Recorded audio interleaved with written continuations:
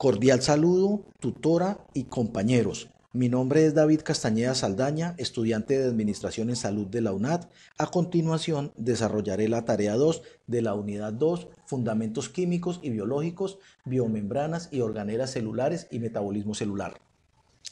Biomoléculas orgánicas. ¿Qué son?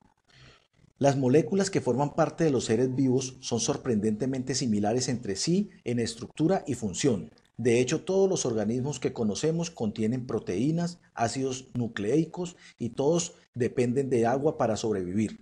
Nuestro parentesco con plantas y bacterias se pueden verificar si observamos que sus moléculas y las nuestras tienen mucho en común. Los elementos que forman parte de los seres vivos se conocen como elementos biogenésicos y se clasifican en bioelementos primarios y secundarios. Los bioelementos primarios son indispensables para la formación de las biomoléculas fundamentales, tales como carbohidratos, lípidos, proteínas, ácidos nucleicos.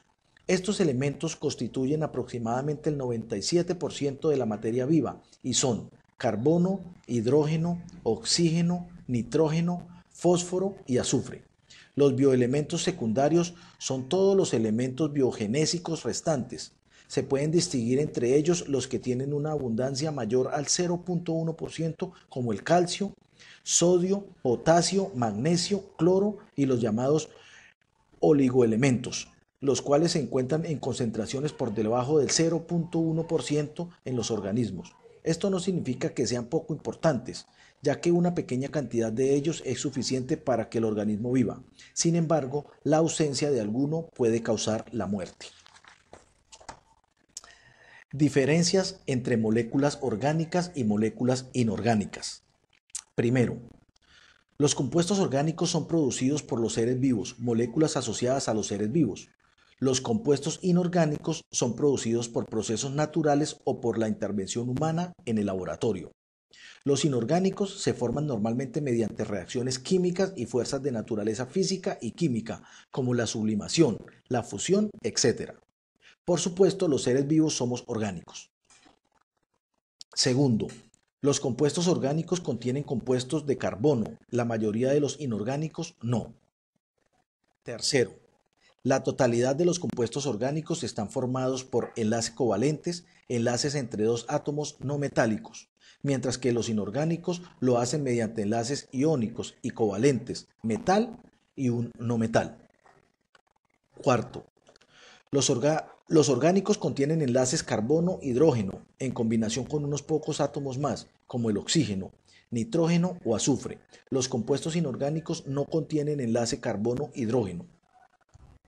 Quinto, las sustancias orgánicas contienen pocos elementos, en general de 2 a 5. Sexto, las aleaciones metálicas son compuestos inorgánicos. En los organismos se encuentran 4 tipos diferentes de moléculas orgánicas en gran cantidad: carbohidratos, lípidos, proteínas y nucleótidos. Todas estas moléculas contienen carbono, hidrógeno y oxígeno. Además, las proteínas contienen nitrógeno y azufre, y los nucleótidos, así como algunos lípidos, contienen nitrógeno y fósforo. Los carbohidratos son moléculas biológicas muy abundantes. Se les conoce con el nombre de azúcares y están formados por carbono, hidrógeno y oxígeno. Los carbohidratos o azúcares se pueden encontrar en diferentes formas. Los monosacáridos están formados por una cadena de 3 a 7 átomos de carbonos. De acuerdo al número de carbonos se llaman triosa, 3 carbonos, tetrosa, 4 carbonos, pentosa, 5 carbonos y así sucesivamente. La glucosa, que está formada por 6 carbonos, es una hexosa, lo mismo que la fructosa o azúcar de las frutas. La glucosa no se encuentra en la naturaleza en forma lineal, sino que tiende a formar anillos. Algunos ejemplos de monosacáridos son ribosa. Es una pentosa que forma parte del ARN o ácido ribonucleico, que participa en los procesos de elaboración de proteínas. Desoxirribosa es también una pentosa y forma parte del ADN, la molécula de la herencia. Fructuosa es el azúcar de las frutas, se encuentra en la miel y se utiliza como edulcorante de muchos refrescos. Glucosa. Es el monosacárido más abundante de los seres vivos. Está formado por 6 carbonos. Se produce por la fotosíntesis de las plantas, circula en nuestra sangre y la encontramos en muchos productos dulces. Galactosa. Es una hexosa que forma parte del azúcar de la leche. Los oligosacáridos, la sacarosa es el azúcar que ponemos en la mesa todos los días. Se obtiene de la caña de azúcar o remolacha. Los disacáridos están formados por 2 monosacáridos. En la sacarosa se une una molécula de glucosa y una de fructosa. Otro disacárido familiar es la lactosa, que es el azúcar de la leche. Está formada por la unión de la glucosa y la galactosa. La maltosa está formada por la unión de 2 moléculas de glucosa. Los polisacáridos son polímeros formados por la unión de muchos monosacáridos. Algunos funcionan como reserva energética tanto en plantas como en animales, mientras que otros cumplen funciones estructurales, es decir, que dan forma y firmeza a ciertos organismos. Por ejemplo, quitina, almidón, glucógeno, celulosa. Los lípidos.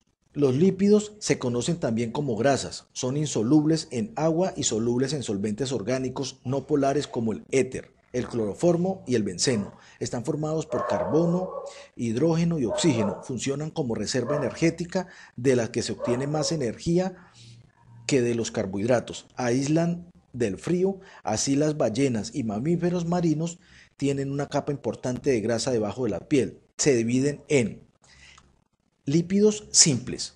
Como contienen carbono, hidrógeno y oxígeno, en este grupo se encuentran los aceites, grasas y ceras. Su función es de reserva energética. Muchas de las grasas naturales se forman de la unión de una molécula de glicerol con 3 ácidos grasos y se llaman triglicéridos. Muchos de los ácidos grasos tienen de 16 a 18 átomos de carbono por molécula. Los ácidos grasos pueden ser saturados si los enlaces entre los átomos de carbono de su larga cadena son sencillos, o insaturados si existe algún doble enlace entre ellos. Forman grasas y ceras que forman cubiertas aislantes que protegen piel, pelaje, plumaje, hojas y frutos. Lípidos compuestos.